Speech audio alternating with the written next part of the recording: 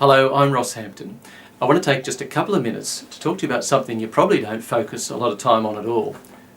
Tissue paper, photocopy paper and newsprint. You see, next time you take a box like this to the supermarket checkout, I know you'll be looking at the brand and I know you'll be looking very closely at the price, but I want you to look for something else. Look very closely at this box and see if you can see true value. What do I mean? Let me explain. In Australia, I'm sure you've observed like I have that we export a lot of our raw material.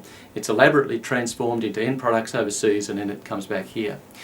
Well, the great news is that in this area, tissue making and paper making, we have terrific companies who are doing this on our own shores.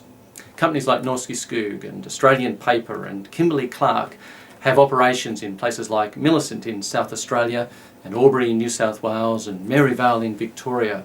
Hundreds and hundreds of Australian jobs. So when this goes to the checkout in Australia, you know that the money you're paying for it will stay in Australia. And that has a massive impact in our regional and rural communities, which need it so very much.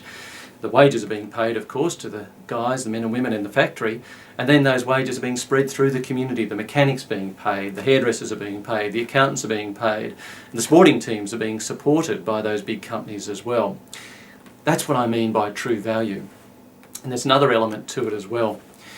Our governments and our big corporate enterprises, and indeed you and I, need to really think about what goes into the manufacture of products like this.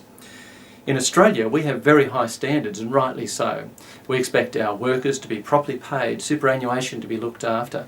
We expect air quality to be looked after, water quality to be looked after. We expect all the inputs that are going into products like this to be world standard. Now sadly, that's not always the case in other parts of the world. You can't be entirely sure what you're getting when you buy a box like this from another part of the world. So there's two parts to true value. One is delivering those local jobs and those local dollars back to communities. And the second part is looking after the global environment by being sure that we're doing the right thing here at home.